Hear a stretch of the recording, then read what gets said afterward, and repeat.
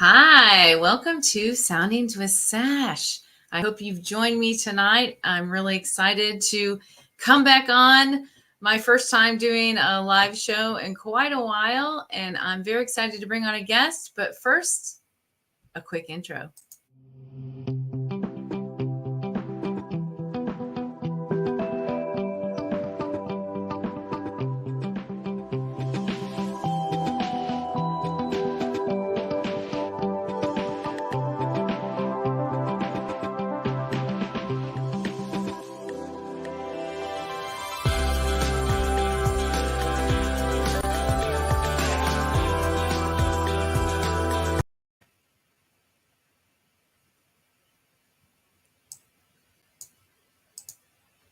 Well, welcome back.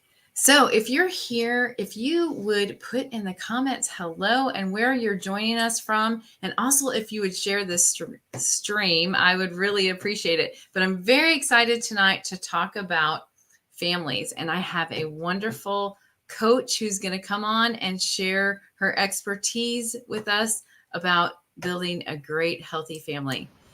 Emmalou Penrod, hi, welcome. Well, thank you, Sandy. Thank you so much for inviting me. Oh, this is going to be so wonderful to talk about a subject that most of us have families, right? you Yeah. kind of, yeah, most of us have small families, big families, and so tell me a little bit about yourself and what brought you into this kind of field, and a little bit about your biography. I've had the honor of working with families in a variety of capacities. Of course, like everyone else, I was born into one.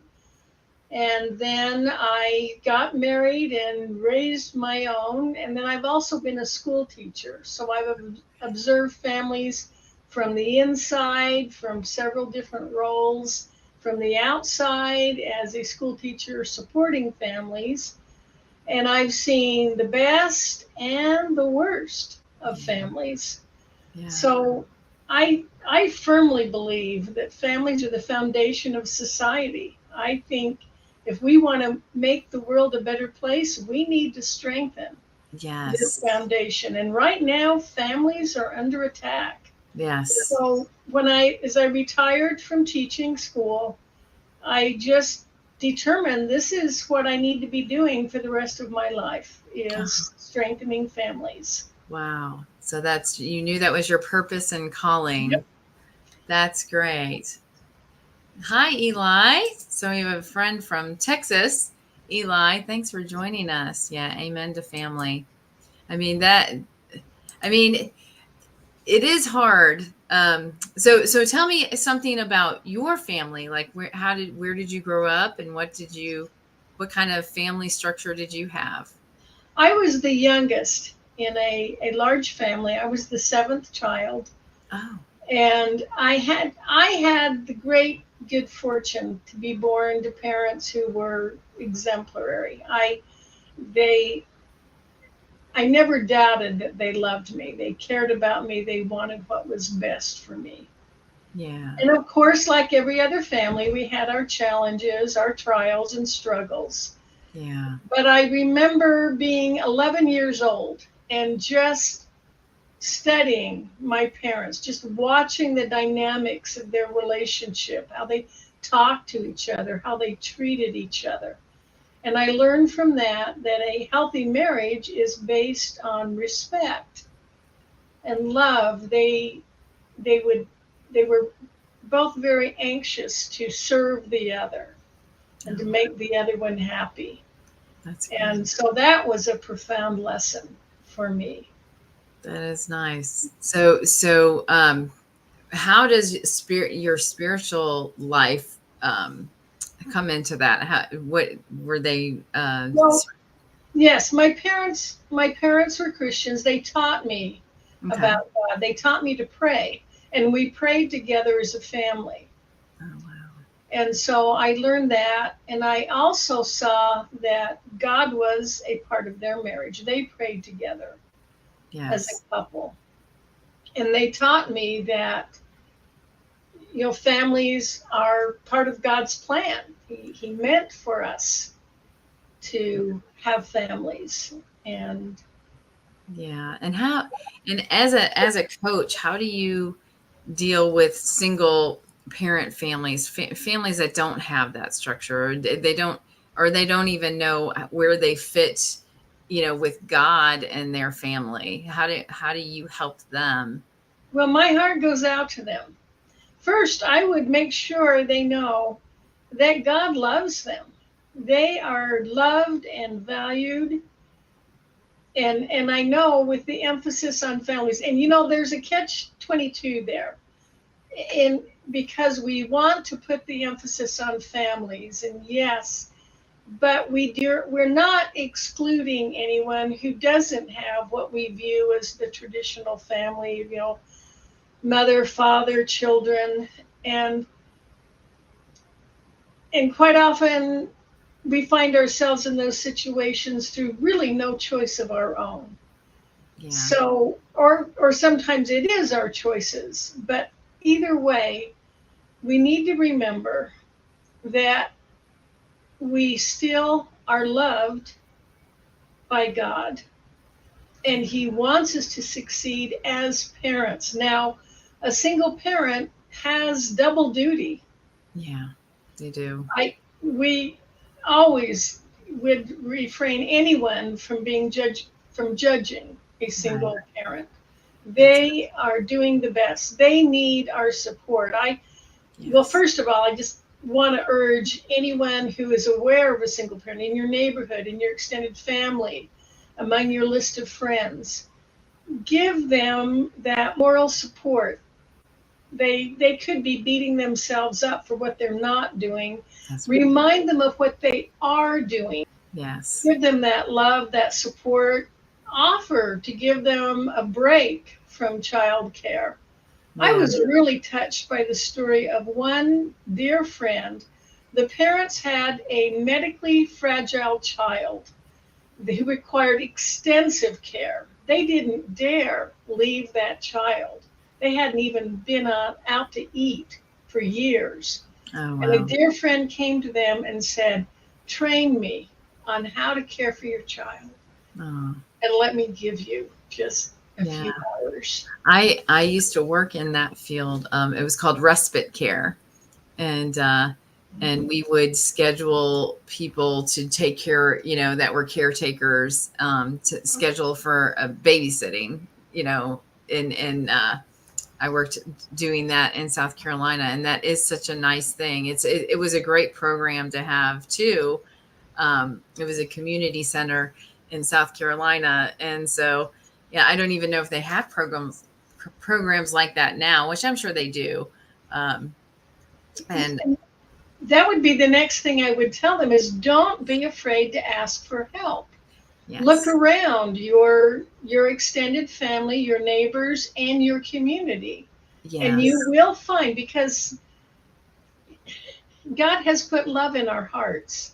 And yeah. everywhere I have been, I have found people who want to serve, who want to help others. Well, what if they're too proud to ask for that? That's the thing, is that what I've seen is that people, kind of are too proud to even ask, because like you were saying, they have a little bit of guilt. They're saying, well, I should be able to do this on my own. I should, I'm, you know, woman enough or man enough, I can do this on my own. But they have a challenge wanting to ask for that help, to I raise a child.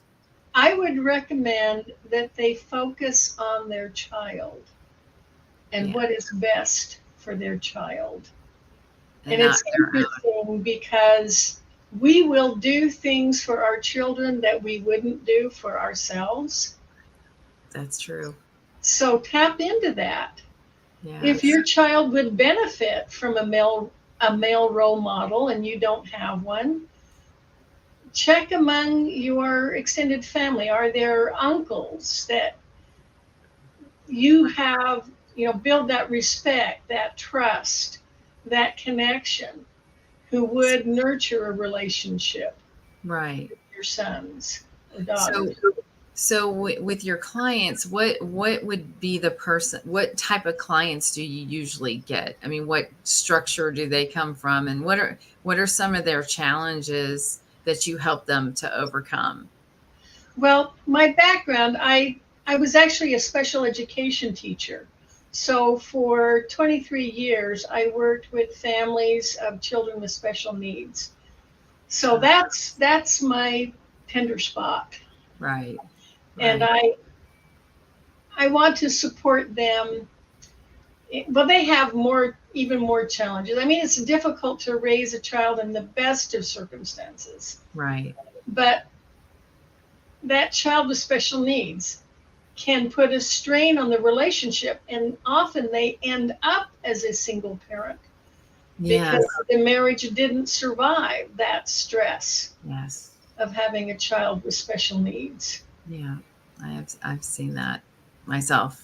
Yes, I worked in a genetics and disabilities medical office. I was an office manager, and I saw that happen quite a few times.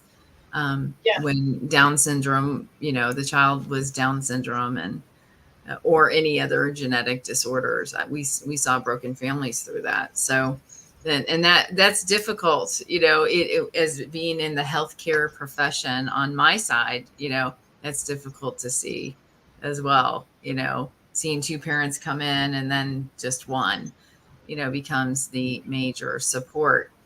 And I mean, that's where you're talking about with community. We need to pray for families, like that. And like you said, step up to help them. But do you know of, like, across the United States, of any kind of programs that help them, besides just coaching like with you, or are there any organizations that you can think of that would be national, that would be helpful for them to reach out to? I know of a number that were formed, private organizations that were formed by parents of a child going through a specific challenge, Mm-hmm. offering support, and they became national. Um, Yes. but in most communities, you will find a nonprofit organization that will help Yeah, in. we hear they had the community health board, is one that I would think of that we used to um, refer them to. Do you have those there as well? Um, Something similar. Something, Yes. right, right. And they have I lots like of to think, resources. we start with our extended family, and it's that networking. It's who do you know that Yeah, I know. yeah, For example, in the community I live in, a mother of a young man with autism started a nonprofit, Autism Speaks, and she provides wonderful services, puts on an annual event to raise funds, yes, and you'll find things like that. Sometimes school personnel are aware of services that are available. I know, as a special ed taught at the high school level, we quite often used voc rehab. oh, okay, But I I have found when an organization becomes too big and too bureaucratic, it's not nearly as effective right, right. and a lot of churches offer humanitarian Yeah, support. yeah, they do. So um I would say, we were talking before the show, we were talking about, the empty nester, that group of people who, what do you suggest? How do you go from being the parent, kind of, how do you put the boundaries up with, how does that transition work? We were kind of talking about that, because it does change your dynamic with your kids and your family. Oh, So totally.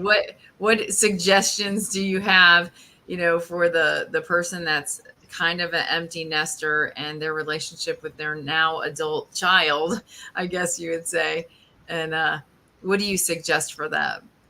As with any transition, it is most smoothly navigated with preparation. Now, you know it's coming. When you become a parent, you are also becoming a future empty nester. I mean, that's the whole goal of parenting is to raise our children to be independent adults. If they didn't grow up and leave home, we'd worry we'd done something wrong. So Right. we know it's coming.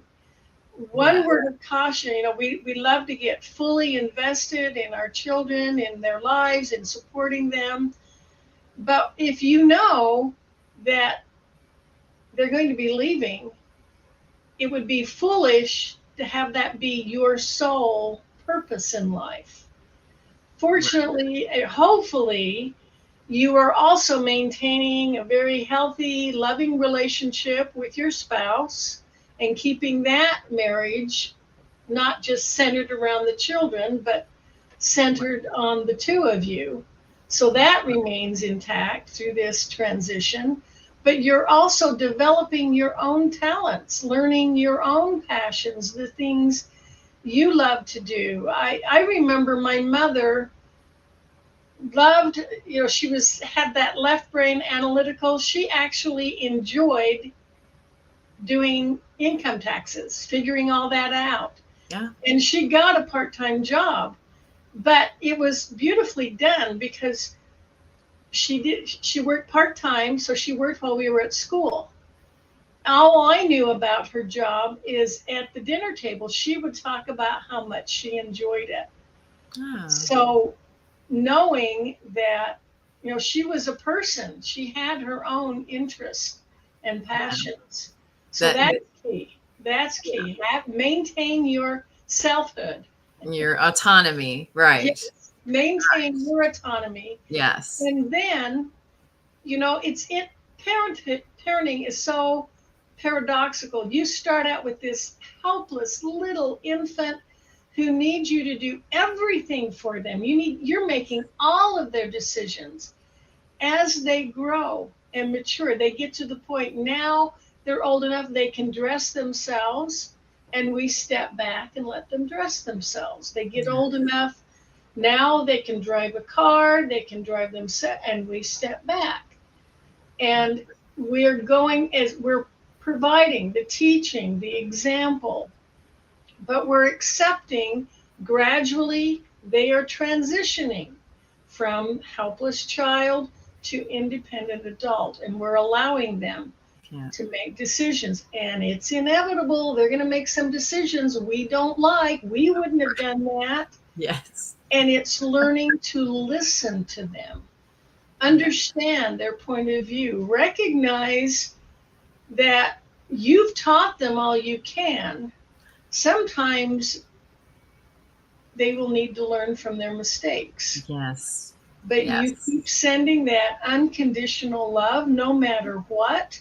Yeah. You will love them even if they mess up royally. They're still your child. You still love them. That's right. But you don't rescue them from the consequences. That's right.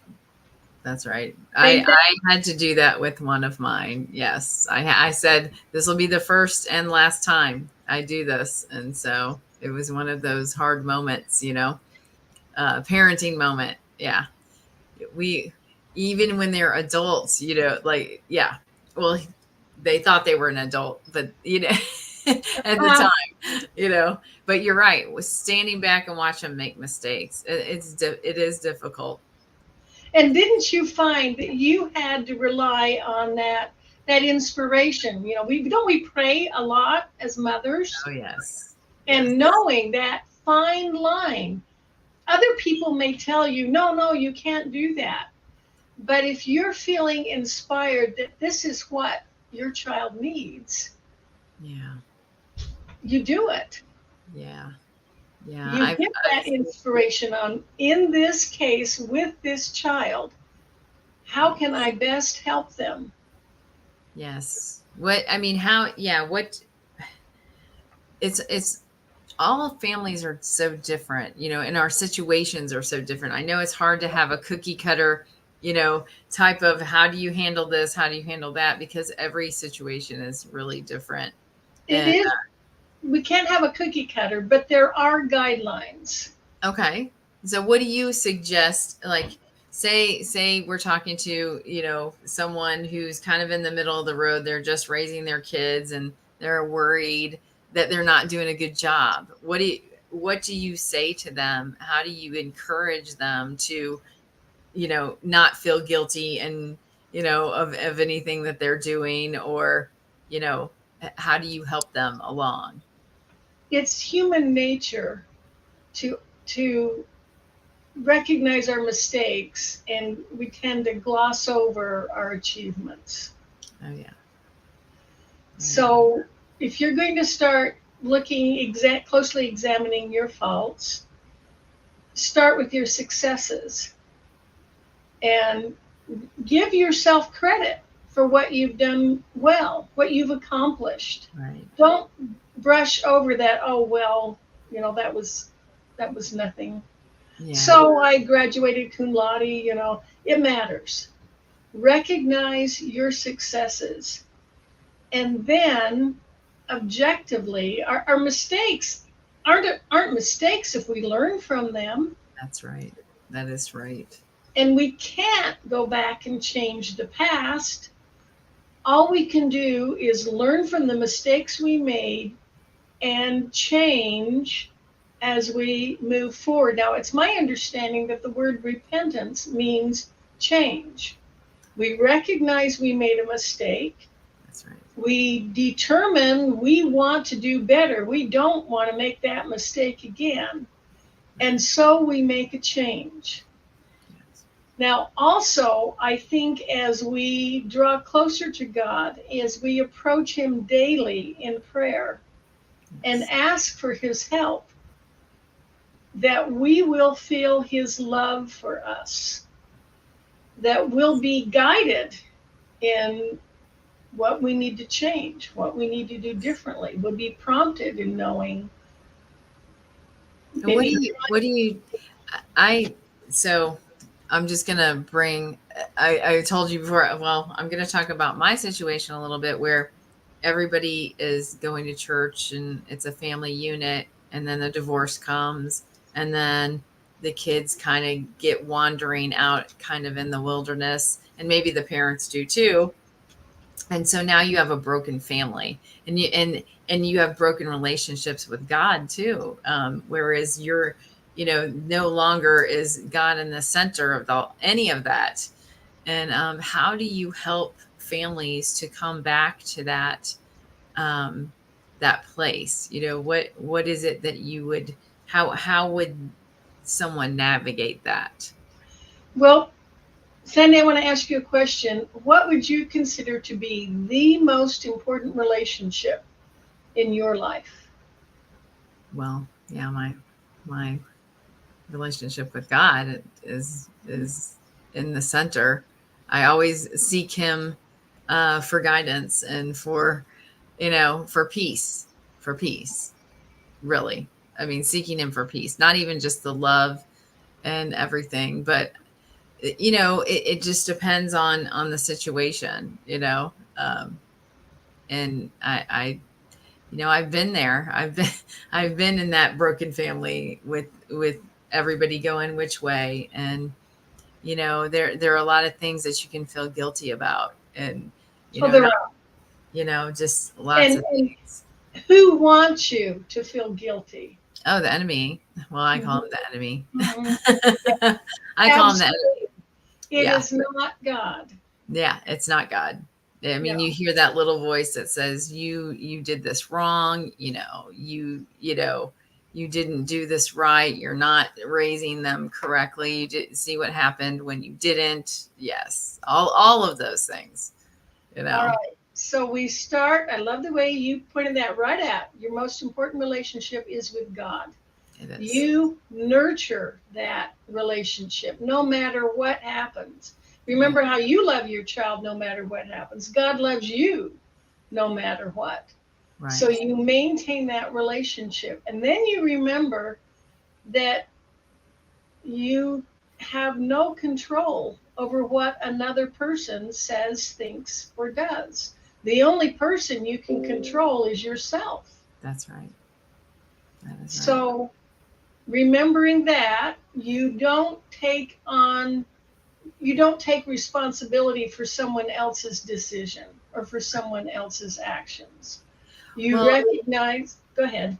yeah. Well, what I've seen is that if someone has a broken relationship with their own earthly father, sometimes they have a hard time Hmm. thinking about God as their heavenly father. And how do they come to resolution with that? Because it does affect that relationship on how what they think of God. If they had a really, you know, hard, punishing type of father figure, that's what they think God is like. So it's really, how do you help somebody, to remove them thinking that God is like, always in condemnation and going to punish you if you do something wrong, or, that thing.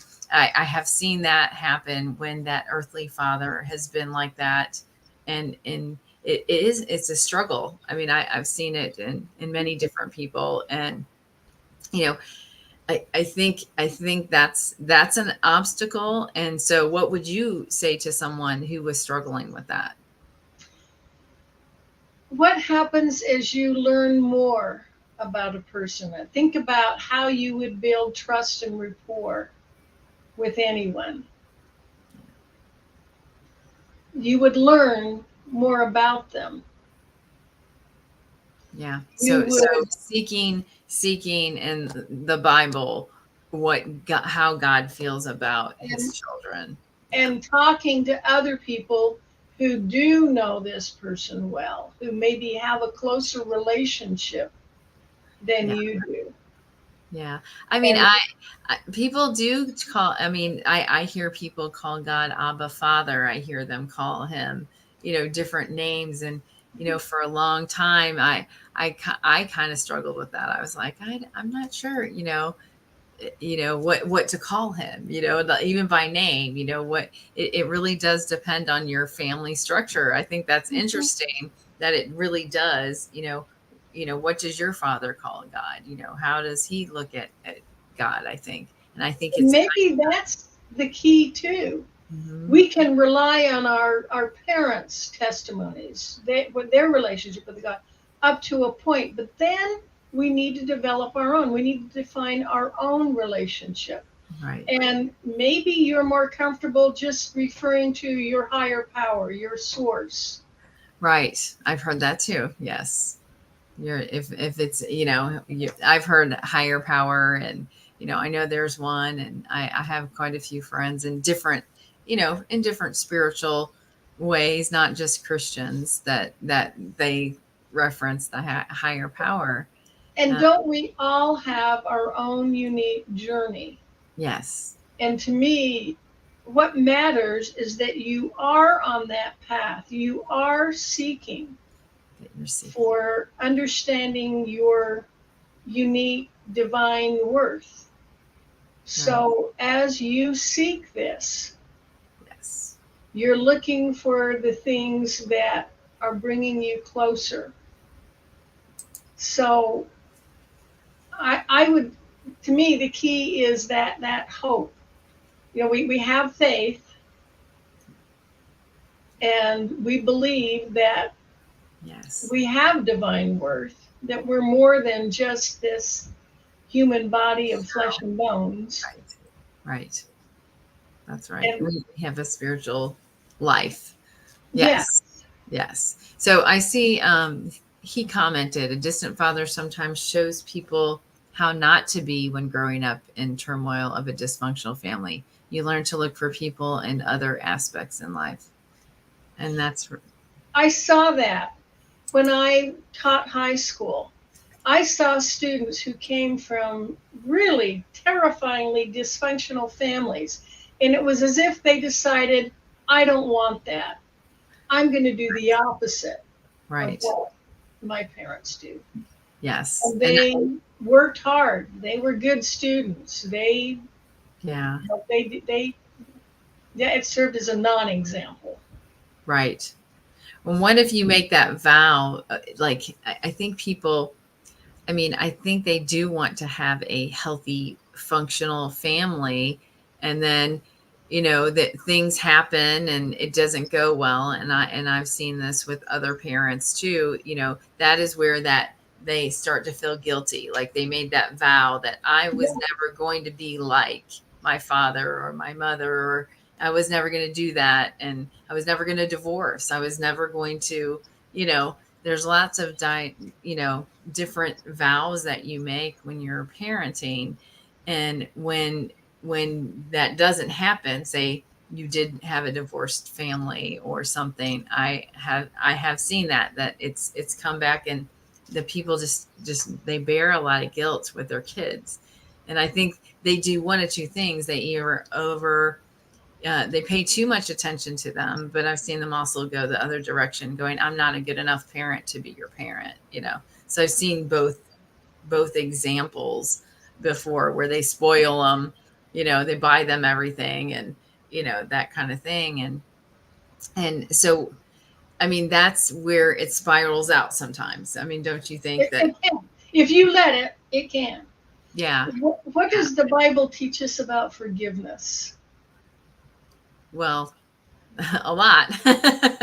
You need to forgive. You need to forgive to be forgiven. So, um, it's the major principle of it. I think, we have to have that forgiveness for other people, and sometimes it is hard to forgive yourself too. Yes, but Yes. it's important. We need to forgive ourselves. Again, we can't change the past. It's a mistake to live there and dwell there. Right. We recognize, we take accountability, responsibility for our actions, our decisions, and then we make changes. We decide, what do we want? How can we move towards what we want? And I think it's also important, no matter what caused the divorce, no matter if the mom and dad can agree, they may have nothing else in common, but they both want what's best for the children. Yes. If they can just agree on that, then they can go down the path to very healthy co-parenting. That's right. Yes, I can. And that is what is best for the children. You mentioned the two extremes. What happens in those cases is the parents aren't focusing on what's best for their children. They're trying to feed their own need, to heal their own hurt. If Right. we can focus on what is in the best interest of the children, we Right. can get some healthy co-parenting going, That's and right. we can get some healing. We can prevent a lot of pain and heartache, Yes. Yes. and That's forgive. and I would like to point out that you can start now. Like, say you haven't been following that, and that isn't what's been happening. Um, you can restructure and put the right boundaries up now, like It's today. never too late to change. It's never too late. You can have that forgiveness for yourself. You can have that forgiveness for, whatever's happened in your family. And I mean, there's a lot of broken families out there. I've talked to so many different people in a lot of different ways, that people are just not willing to budge sometimes, their own pride and whatever, and you were talking about forgiveness, and that is key. We have to forgive. If we want to be forgiven, we have to forgive. And I'm not saying we have to, because that's, I'm only going to forgive you because I want to be forgiven, but it changes the atmosphere. It changes inside you. It changes your heart. It Mhm. opens it up. It makes it more peaceful. Why not? Why not forgive? If you can change the same dynamic, like you were saying, co-parenting. I have adult children with, my ex-husband. We're older, we're, at a different place, but I can still, we can still coexist. You know what I mean? We can still have those Well, moments with our yes, family. you Yeah. know, the children grow up, they get married, Yeah. You need to come to that point where you can both be there to support your child. You can be in the same room for That's right. a few hours and be civil Right. and be, Well, I you know, think we should change the dialogue on how we talk about maybe the other parent too. And even in our own mouths, changing what we think in, what, how, if we're coming at it with forgiveness and peacefulness, I think it changes even the whole dynamic of the divorced family. It's you just don't change it. speak evil to Right. your That's right. child's father to your children. Right. This is their spouse. I hear the word crazy a lot. Like ex spouses always say, "Oh, they were crazy." Well, maybe at the time you don't. That's the other thing is I think everybody can change. Like I think that if I can change tomorrow, so can they. And so that's why I have to give them that forgiveness and that space, you know, to not keep labeling them like, oh, you know, um, I think it's important for our kids to Stay away from the confront that. labels. Yeah, yeah. It's. So, how old are your children? My children are all adults. Uh huh. And earlier you were talking about relationships moving into that empty nest. Sometimes there is discord and some alienation with adult children. Oh yeah. So I wanted to talk about that for just a Yeah, let's minute. do that. Yes, because I mean, I haven't exactly experienced that yet, but I've heard of other people having to struggle with that. And I've thought at one time, with me and my son were going back and forth, and I thought, I hope this is not the last time I talk to him, and how is this going to Yeah. affect our future as, me being a grandmother or, whatever. So yeah, so tell me how can they deal with that? Well, you may not even know why there's suddenly this break in communication. But, and again, because you can't control someone else, you can only control what you do. That's right. You you can't control whether or not your child is showing you the love the way you want them to, but you can choose to love them. You can just hold that space in their heart. You can pray for them every day and Right. hold that space in your heart.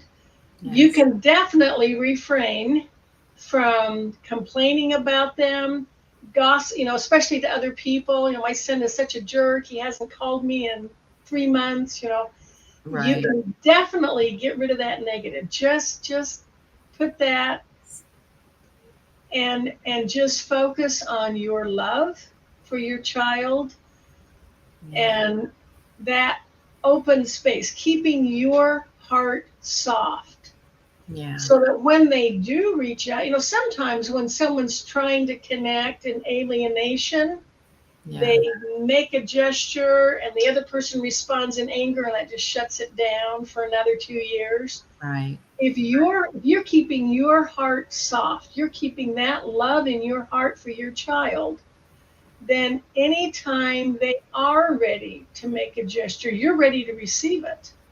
Right. And if you're praying for them, praying for someone is powerful, Yes.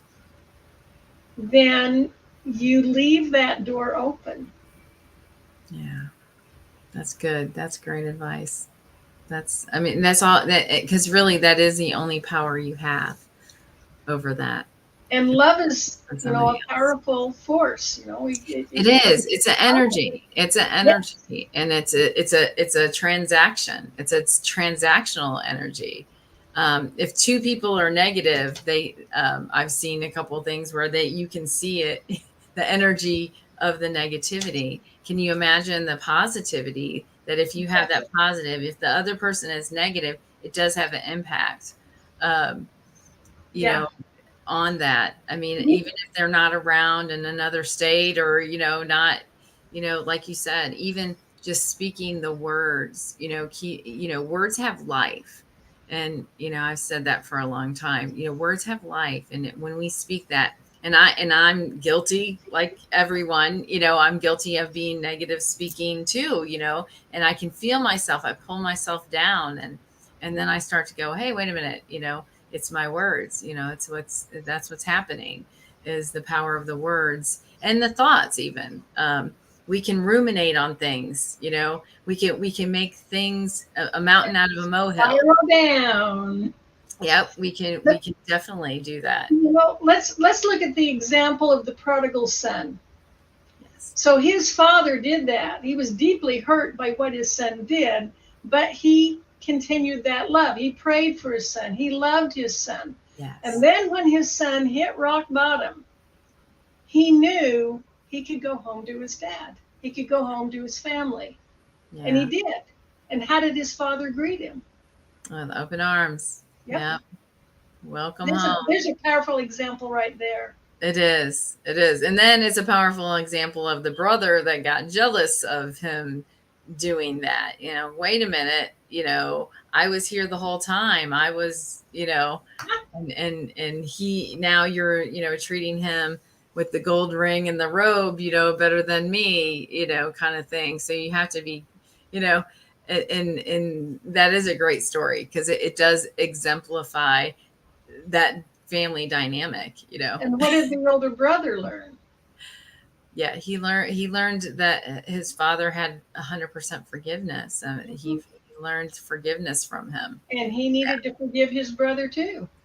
He did. He did.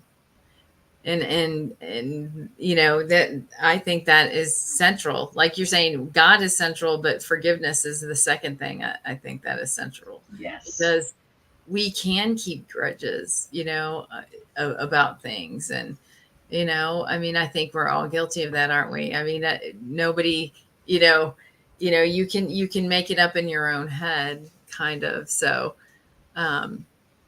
yeah, just keeping that relationship with God intact, and Uh-huh. talking to him every day. People talk about praying, and I think sometimes when we get caught up in, oh, I have to pray, you think you have to do it some methodical way, or you have to be in a quiet room and you have to, press your hands together. No, it's just a conversation.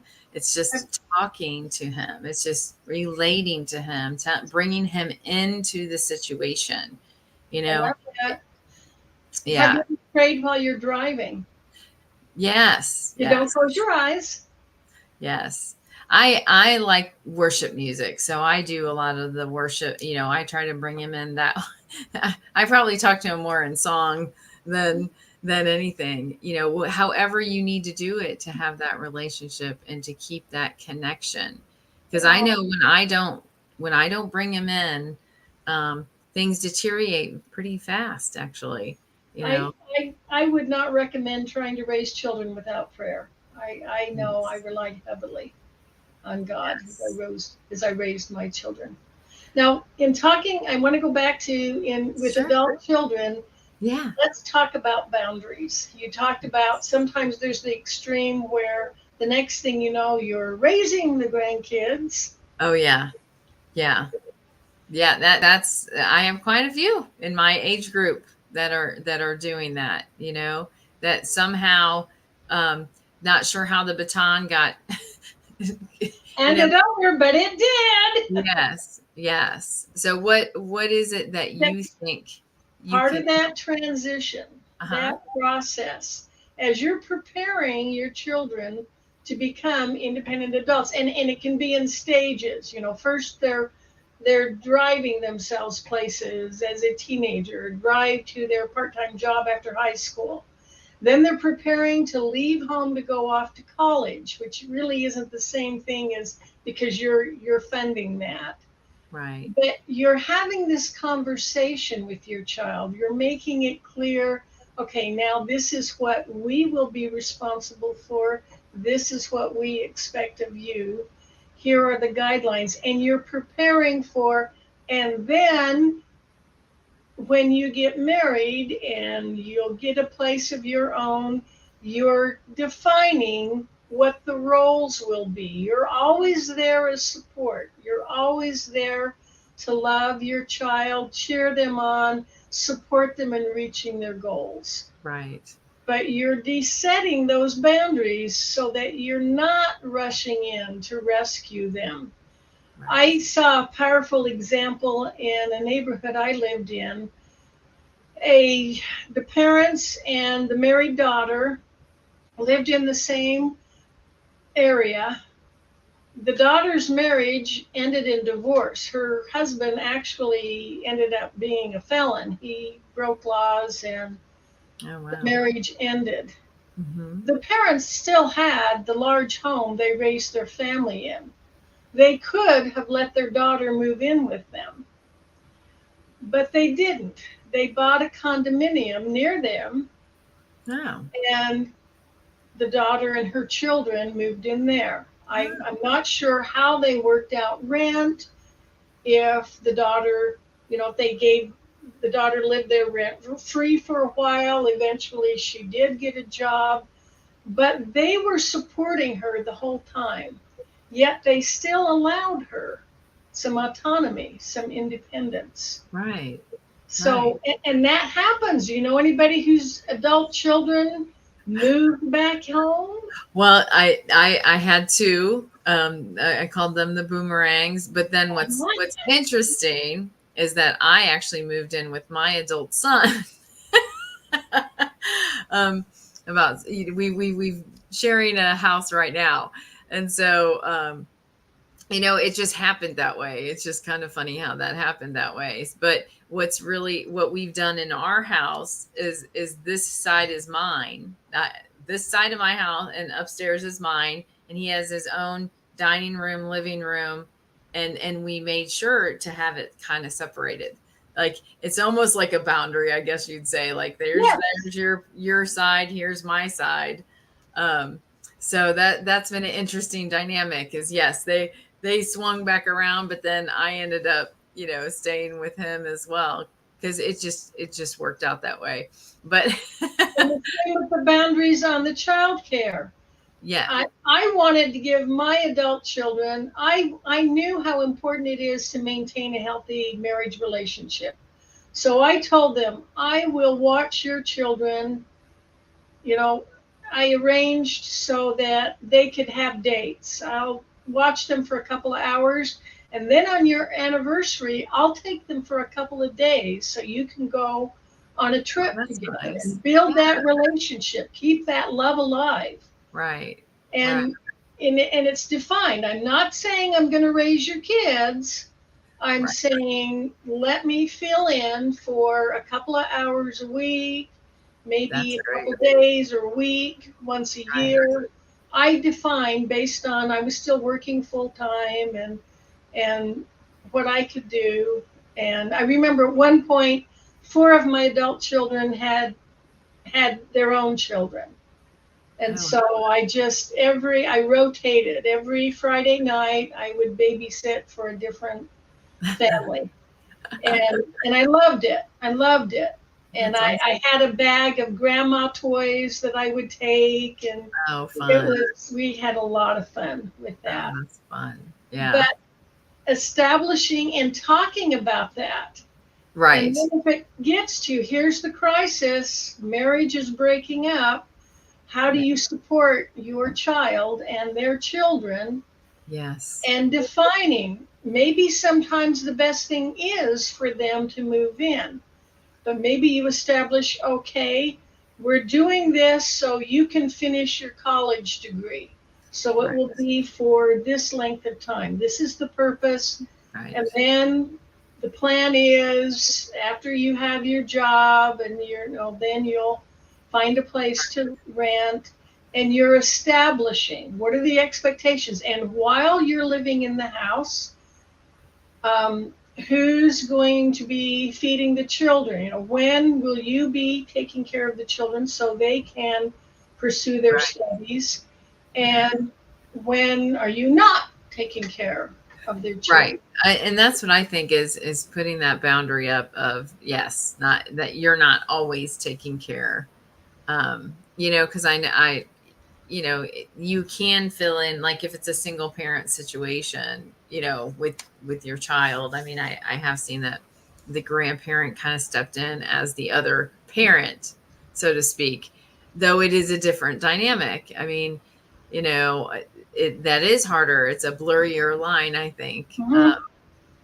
And that, like you're saying, I think establishing the boundaries on when, I will watch them this X amount of time, and you can do that. So grandpa is still grandpa. He doesn't become daddy. Right, right. And I think we've come to that place where that's happened a lot across America now. We have a lot of broken homes like that, and where the other parents just not involved, and you know it's the grandparents that are taking on some responsibility of dropping the kids off and picking them up, and all of those things that a parent would do. So it's harder to put a boundary on that, isn't it? It's harder to say, hey, no, don't do it, but I think it's imperative that they do for their own, you know uh, And leaving the parent as the parent, the the one making parents. the decisions. It Right, may be hard to when your adult child isn't taking all of this excellent advice you've been giving them and they're choosing, but let them be the parent that's and right. accepting that. That's right. That's right. And yeah, step back. I mean, I'm a grandmother too, and I've had to step back and not say probably what I would say as a parent, like and my son has told me, once he's like, "Okay, mom." And I'm like, oops, okay, I'll be quiet, kind of thing. Like it is a different dynamic to be a grandparent and not want to, you Yeah. know, And could of be. course, you would never sit by and watch your children being blatantly abused. Oh no, no, no. But there are many different ways, a lot of different philosophies. So it's leaving that responsibility to your To child. them, yes, I've And already maybe if you learned. have a legitimate concern, maybe just saying, um, I have some parenting advice I'd like to share with you. Would you be open to hearing it? Oh, that's a great way to frame that. That is a wonderful. Yes, I love that. That's perfect. We That's we can't wonderful. over stress communication. There Yes, needs to be this ongoing. It's a serious mistake to assume you know what someone else is thinking or what's going on in their mind. yeah, There needs to be this ongoing, don't assume someone knows you love them. yes, Tell them every day. yes. No, that's a good morsel as well. Most definitely. People Now, need to feel they need to feel that love. They do need to hear that. They do. It's important.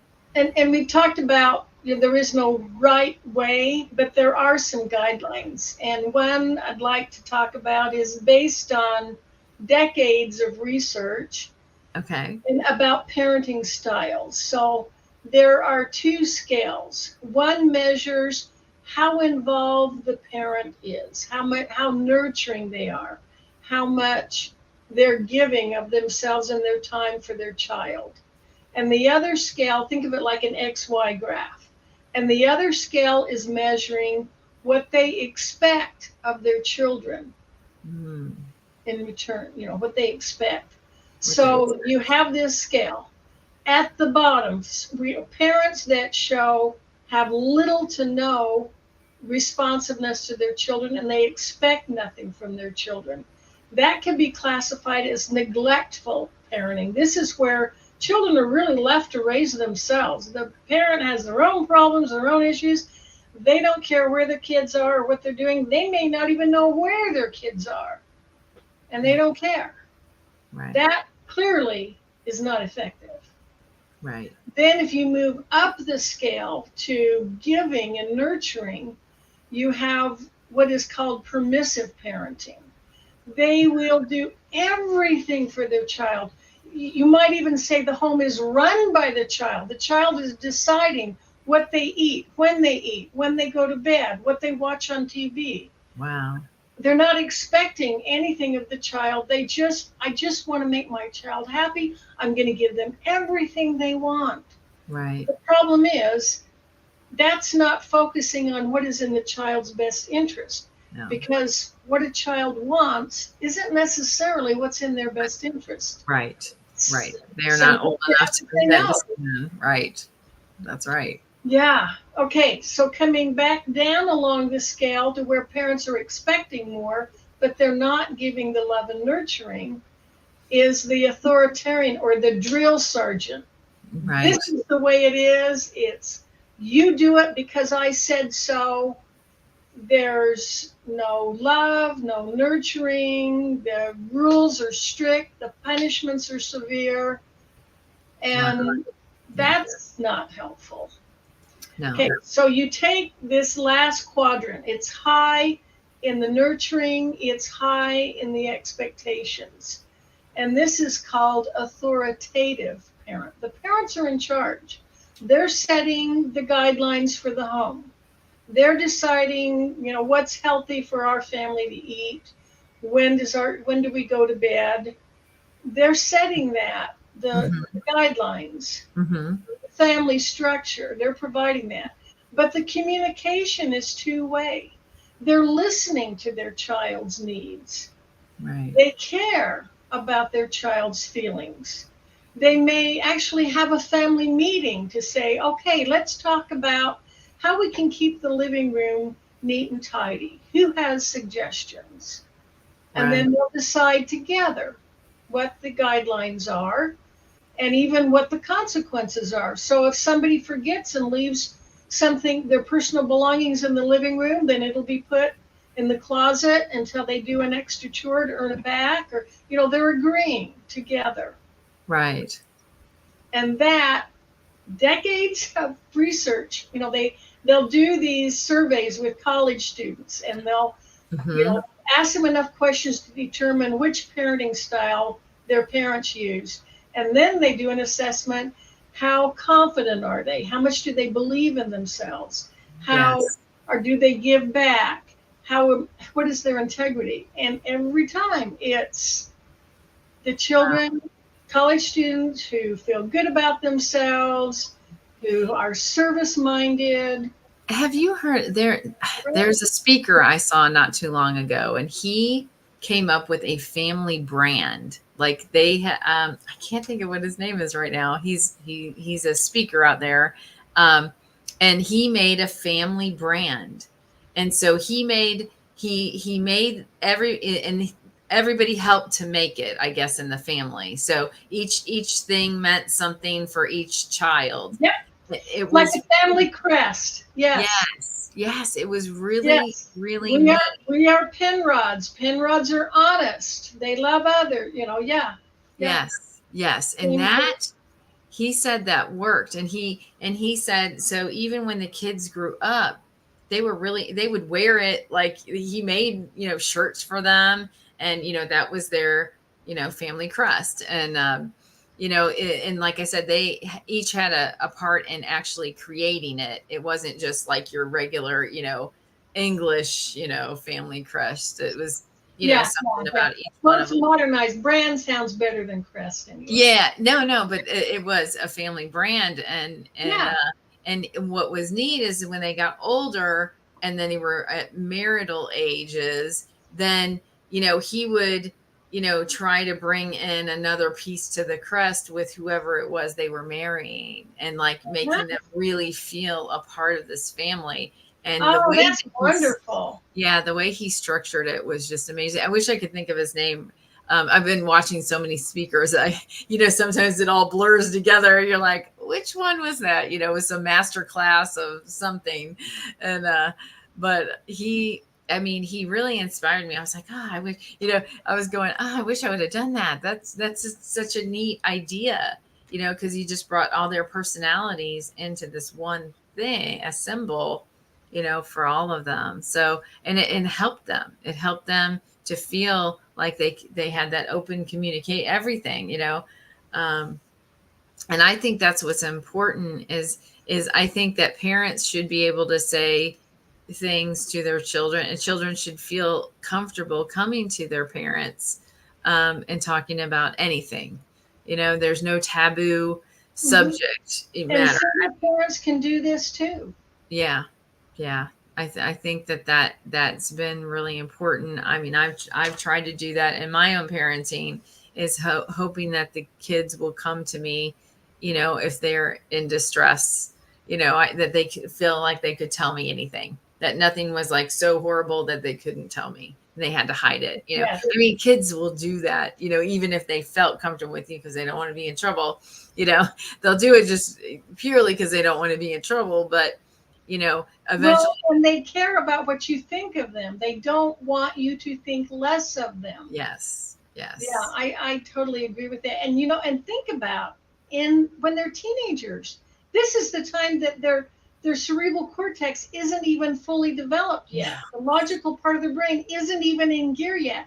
And yet they're making decisions that will impact the rest of their that is lives. right. They need a trusted adult, a parent They that they do. can go to. You I got I agree with that. The foundation of their future is in those teenage years, and those decisions that they make.